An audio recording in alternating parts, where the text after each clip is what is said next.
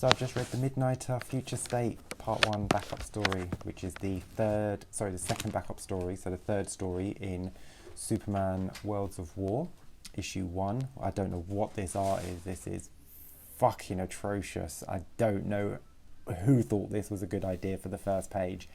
Absolutely hideous. When you go to the next page and you get a lovely face like that, that is just so fugly. Apparently it's all one artist. It's Gleb Melnikov, which is weird. I would have thought that was drawn by a completely different person. This is night and day. So like the Mr. Miracle, this is another Nothing Stories, but at least it's Midnighter and it's actually action-packed and quite interesting for a Nothing story. It doesn't add anything yet to the Superman story in this book. Maybe it will, maybe it won't. He's like kind of looking for Superman. So it starts off here and then it goes to tomorrow, but that's like later on in the book, so I don't know what they're doing there. Midnighter's fighting some people, gets a delivery, tells him he's got to go to Warworld, or a space station that's orbiting Warworld, to save Superman.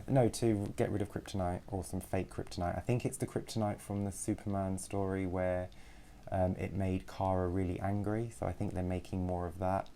So he goes there, he has some fights. I mean, these panels, really nice, and then you get to like these fight panels and they are just dreadful. That is just ugly as hell.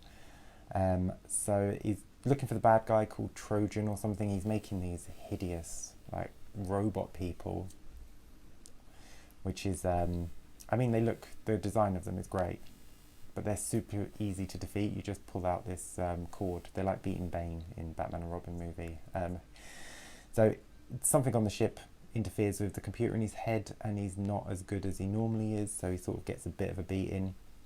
All the while he's going after the head boss, which is, where is he? This guy here. Didn't notice who he was until the final page, even though it shows you who he is straight away. I'm such an idiot, I didn't notice. Midnight is getting a bit tired, but he still keeps going because he's Midnighter and he's a badass. These are awesome. It's on the gun is on the belly. It's not on the crutch, so it's not toxic masculinity. So leave it alone, okay? These are just great design for these massive blokes that just shoot the crap out of everything. So they think they've got him. Midnighter jumps down, and it turns out the bad guy was Apollo all along. Great face, very handsome face for Apollo. Apollo is, of course, Midnighter's on-off boyfriend / sometimes husband. You can see it's Apollo there. I did not notice the chess piece there at all. I was paying more attention to the thing in his hand. But yeah, so it's Apollo. So next issue has got to be Midnighter vs Apollo, which is going to be quite interesting. Who doesn't like a good Superman-Batman fight?